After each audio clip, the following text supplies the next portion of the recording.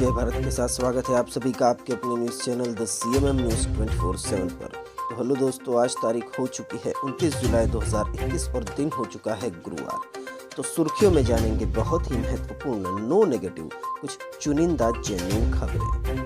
तो आज 29 जुलाई गुरुवार को मुंबई बने कर्नाटक के नए CM और डोमिनोज से खबर आ रही है। डोमिनोज ने मीराबाई चानू को आजीवन मुफ्त पिज्जा देने का वादा किया है। वही खबर आ रही है चीन से कि चीन में सरकार के खिलाफ अगर बोला तो जेल हो जाएगी। जी हाँ दोस्तों, वहाँ के उद्योगपति को, अरबपति उद्योगपति को चीनी सरकार ने 18 साल के लिए भेज दिया है जेल में। तो वीडियो को पूरा एंड तक जरूर देखिए। चलिए बढ़ते पहली खबर की तरफ। तो पहली खबर में है लंदन वालों के भूत भगाएगी भूत झोलकिया मिर्च, नागालैंड से पहली खेप रवाना।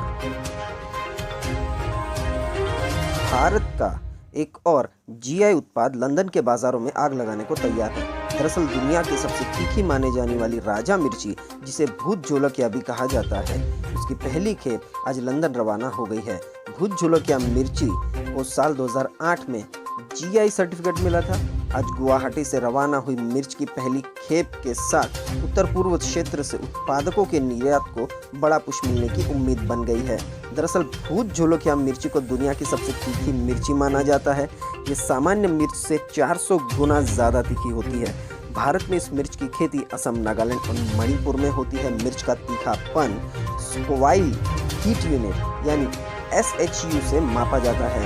ये मिर्च कितनी तीखी होती है ये इस बात से ही पता चलता है कि जहां सामान्य मिर्च का SHU 2500 से 5000 के बीच होता है, वहीं भूत झोलकिया का SHU 10 लाख से ऊपर होता है।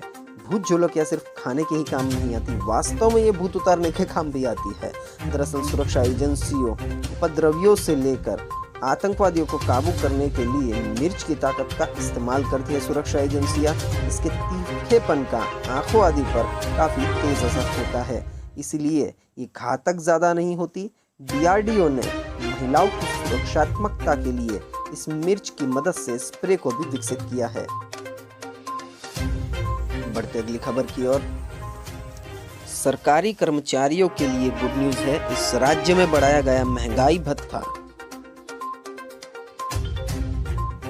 दरअसल झारखंड की हेमंत सोरेन सरकार ने सरकारी कर्मचारियों को गुड न्यूज़ दी है। राज्य सरकार ने सरकारी कर्मचारियों को दिए जाने वाले महंगाई भत्ते में इजाफा किया है।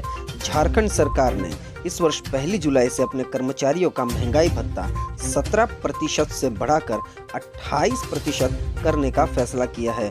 मुख्यमंत्री हेमंत सोरेन की अध्यक्षता में मंगलवार को ही राज्य मंत्रिमंडल की बैठक में इससे संबंधित प्रस्ताव को मंजूरी मिल गई है। राज्य सरकार के प्रवक्ता ने बताया कि मंत्रिपरिषद ने केंद्र सरकार के हाल के फैसले के अनुरूप राज्य के कर्मचारियों का महंगाई भत्ता 17% से बढ़ाकर 28% करने का भी निर्णय लिया गया है। यह फैसला इस वर्ष 1 जुलाई से प्रभावी हो गया है। देखते अगले समाचार में है डोमिनोज मीराबाई चानू को आजीवन देगा मुफ्त पिज्जा। इलेक्ट्रिक वाहनों के लिए रिवॉल्ट मोटर से भी मिलाया है हाथ।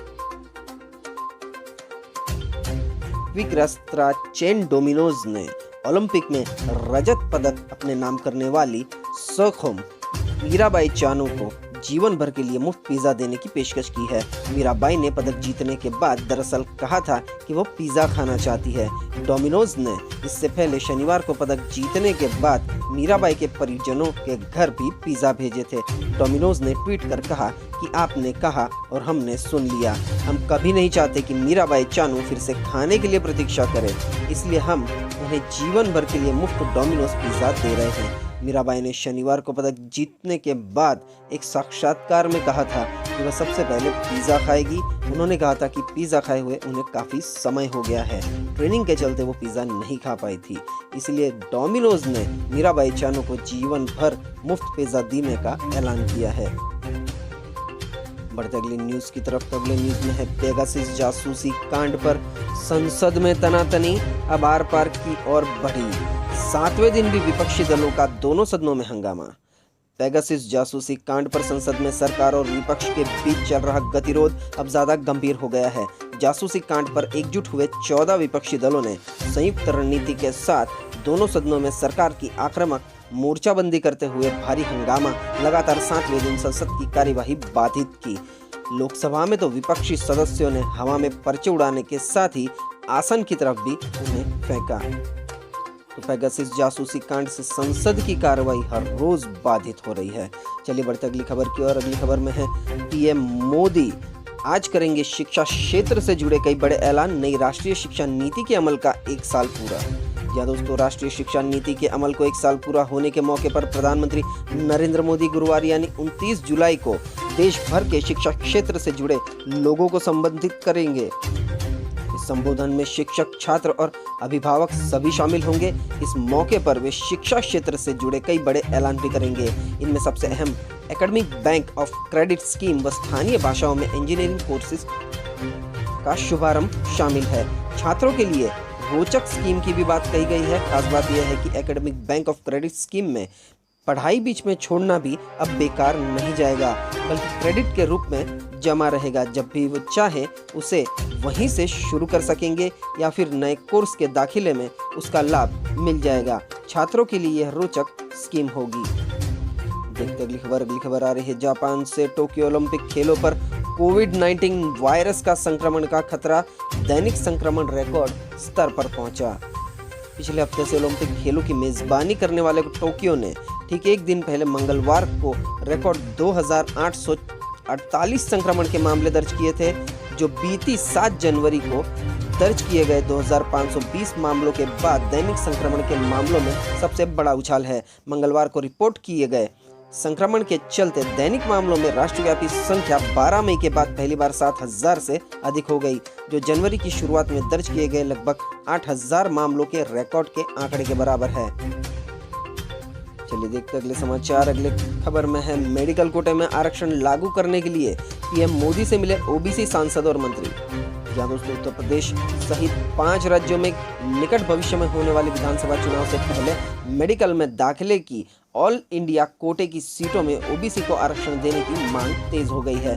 केंद्रीय श्रम व पर्यावरण मंत्री भूपेंद्र यादव, केंद्रीय स्टील मंत्री आरपी सिंह के नेतृत्व में अनुप्रिया पटेल व अन्य ओबीसी सांसदों बुधवार को इस मुद्दे पर प्रधानमंत्री नरेंद्र मोदी से मुलाकात की है। चलिए बढ़ते अगली खबर की ओर। अगली खबर में है मोदी कैबिनेट का बड़ा फैसला।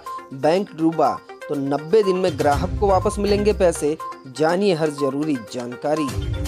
आरबीआई द्वारा अब किसी भी बैंकों पर मोरेटोरियम लगाए जाने के 90 दिन के भीतर उस बैंक के जमाकर्ताओं को 5 लाख रुपए तक की जमा राशि वापस मिल जाएगी। डीआईसीजीसी एक्ट में संशोधन के प्रस्ताव को बुधवार को मंजूरी दे दी। वित्त मंत्री निर्मला सीतारमण ने budget deposit insurance and credit guarantee corporation act 1961 में संशोधन का ऐलान किया था। वित्त मंत्री निर्मला सीतारमण ने कैबिनेट की मीटिंग में लिए गए फैसले की जानकारी देते हुए कहा कि इससे संबंधित विधेयकों को संसद के मॉनसून सत्र में लाए जाने की संभावना है। इस विधेयक के कानून बन जाने के बाद विभिन्न बैंकों के हजारों जमाकर्ताओं को राहत मिलेगी। बढ़ते अगली खबर की ओर। अगली खबर आ रही है चीन से। चीन की क्रूर सरकार के खिलाफ आवाज उठाने का खामियाजा। अरबपति व्यापारी को 18 साल की कैद। चीन की क्रूर सरकार के खिलाफ आवाज उठाने का खामियाजा एक और अरबपति व्यापारी को भुगतना पड़ा है। शी जिनपिंग सरकार ने नामी कृषि कंपनी दावू एग्रीकल्चर ग्रुप के चेयरमैन सुन दावू को 18 साल जेल की सजा सुनाई है। उनके खिलाफ मुसीबत पैदा करने और सरकारी संस्थानों पर हमले के लिए भीड़ जुटाने जैसे कई आरोप लगाए गए हैं। दाऊ से पहले अलीबाबा ग्रुप के संस्थापक जैक मा समेत कई रईस व्यापारियों को सरकार की आलोचना में मुंह खोलना भारी पड़ चुका था। अगली खबर में है टोक्यो ओलंपिक में तीरंदाज दीपिका कुमारी ने शानदार जीत के साथ किया आगाज। जहां दोस्तों वर्ल्ड नंबर 1 तीरंदाज दीपिका कुमारी ने शानदार जीत के साथ टोक्यो ओलंपिक में आगाज कर दिया है। दीपिका के सीधे सेटों में राउंड ऑफ 32 का मुकाबला जीतने में कामयाब रही। दीपिका कुमार ने अमेरिकी की जेनिफर मुकीनो फर्नांडिस को राउंड 16 के मुकाबले में हरा दिया। दीपिका कुमारी से भारत को मेडल की उम्मीद है। अगर दीपिका एक और मुकाबला जीत जाती है तो फिर भारत का कम से कम एक और पदक टोक्यो ओलंपिक खेलों में पक्का हो जाएगा। वहीं भारतीय मुक्केबाज पूजा रानी ने 75 किलोग्राम मेडलिट वेट वर्ग के राउंड 16 में अल्जीरिया की इचरक चाय पर 5-0 से जीत दर्ज कर क्वार्टर फाइनल में प्रवेश कर लिया है। पूजा रानी अगर एक मैच और जीते तो वह मेडल की दावेदार हो जाएगी। चलिए देखते हैं अगली खबर। अगली खबर में है अमेरिकी विदेश मंत्री एंटनी ब्लिंकन ने की अजित डोभाल और एस जयशंकर से मुलाकात। 2 दिवसीय भारत के दौरे पर आए अमेरिका के विदेश मंत्री एंटनी ब्लिंकन ने बुधवार को अपने भारतीय समकक्ष एस जयशंकर से मुलाकात की। बैठक में भारत अमेरिका संबंधों को नई ऊंचाई पर ले जाने और सुरक्षा सहयोग को मजबूत करने पर चर्चा हुई। जयशंकर से मुलाकात से पहले ब्लिंकन की एनएसए अजित डोभाल से मुलाकात हुई। नेशनल सिक्योरिटी एजेंसी के अजित डोभाल से मुलाकात करने के बाद बैठक के बाद ब्लिंकन ने ट्वीट कर कहा कि लोकतांत्रिक मूल्यों के प्रति प्रतिबद्धता को भारत और अमेरिका साझा करते हैं और यही हमारे बीच संबंधों की आधारशिला है जो भारत के बहुलवादी समाज को दर्शाता है। ब्लिंकन के आने से भारत अमेरिका के बीच साल 2024 तक द्विपक्षीय रिश्तों को नई दिशा मिलने की उम्मीद की जा सकती है। तो देखते अगली खबर। अगली खबर में ऑस्ट्रेलिया के सिडनी में लॉकडाउन 4 सप्ताह तक बढ़ाया गया। ऑस्ट्रेलिया में तेजी से बढ़ रहे कोरोना के मामलों को देखते हुए देश के सबसे बड़े शहर सिडनी में एक और महीने के लिए लॉकडाउन लगा दिया गया है। 5 मिलियन से अधिक आबादी वाले ऑस्ट्रेलिया के शहर सिडनी में न्यू साउथ वेल्स राज्य सरकार ने घोषणा की है कि सिडनी शहर में लॉकडाउन कम से कम 28 अगस्त तक लगा रहेगा। बुधवार को सिडनी में 24 घंटे के अंदर 177 नए मामले दर्ज किए गए। सोमवार को कोविड-19 के 172 मामले दर्ज किए गए थे। जानते अगले समाचार में है बसवराज बोम्मई ने कर्नाटक के नए मुख्यमंत्री के रूप में शपथ ली। तो कर्नाटक के नए मुख्यमंत्री के रूप में बसवराज बोम्मई ने शपथ ले ली है। अब वे कर्नाटक के 23वें मुख्यमंत्री बन चुके हैं। राज्यपाल थावरचंद गहलोत ने बोम्मई को पद और गोपनीयता की शपथ दिलाई। शपथ लेने से पहले बसवराज बोम्मई ने बेंगलुरु में केंद्रीय मंत्री धर्मेंद्र प्रधान और पूर्व सीएम बीएस येदियुरप्पा से मुलाकात की थी। बोम्मई कर्नाटक के पूर्व सीएम येदियुरप्पा के काफी करीबी माने जाते हैं। मुख्यमंत्री बनने के बाद बसवराज बोम्मई कैबिनेट की बैठक की अध्यक्षता करेंगे। तो बढ़ते अगली खबर की ओर। अगली खबर में है मध्य प्रदेश में विश्व स्तरीय हबीबगंज रेलवे स्टेशन तैयार। अगले माह प्रधानमंत्री मोदी करेंगे लोकार्पण। जी दोस्तों, भारत का पहला विश्व स्तरीय हबीबगंज रेलवे स्टेशन तैयार हो गया है और अगले माह इसका उद्घाटन प्रधानमंत्री मोदी के हाथों से किया जाएगा।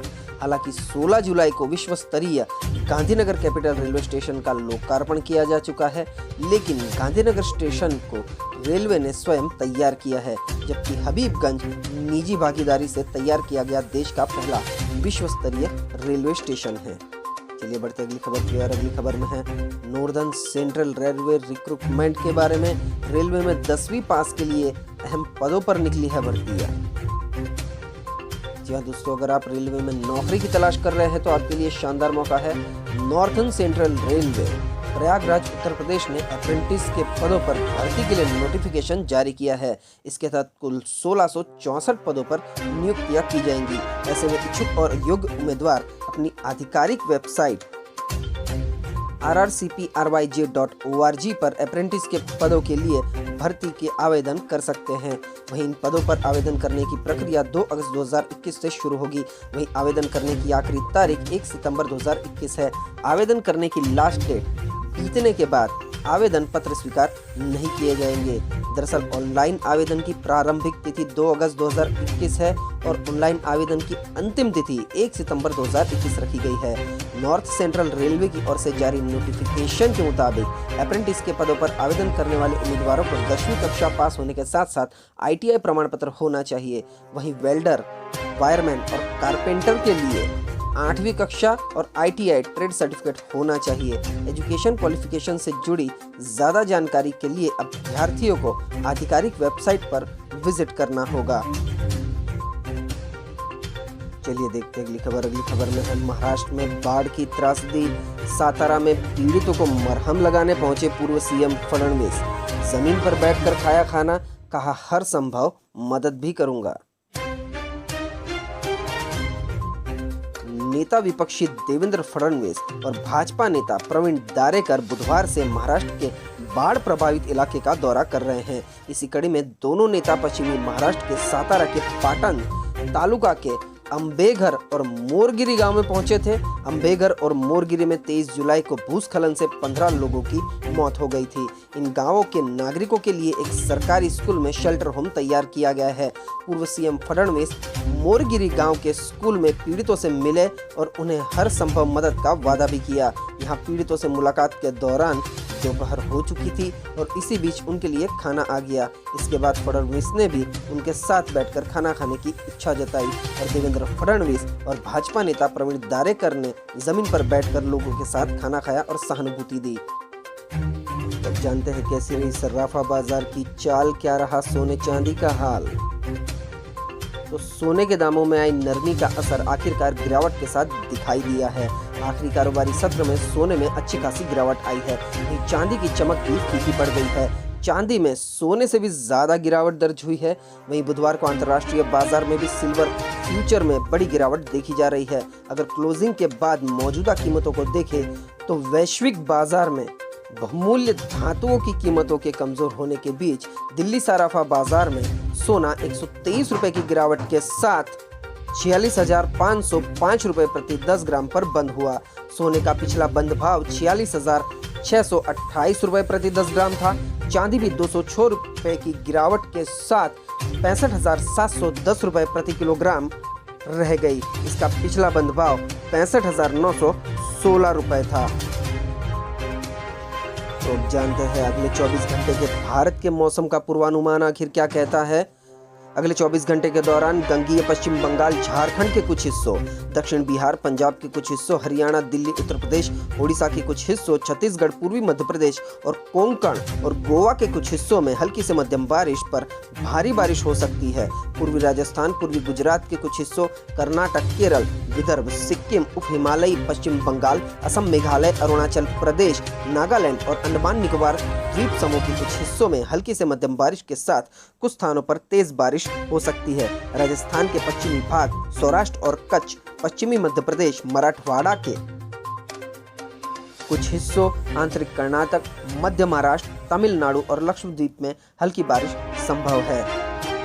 तो इसी के साथ सुर्खियों में आज के ब्रेकिंग न्यूज और today no negative news update यहीं समाप्त होते हैं।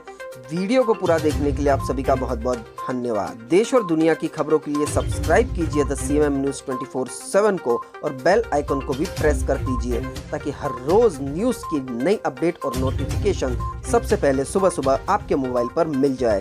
तो मिलते हैं अगले न्यूज अपडेट के साथ। आप सभी का दिन खुशनुमा रहे। टेक केयर, गुड बाय, जय भारत।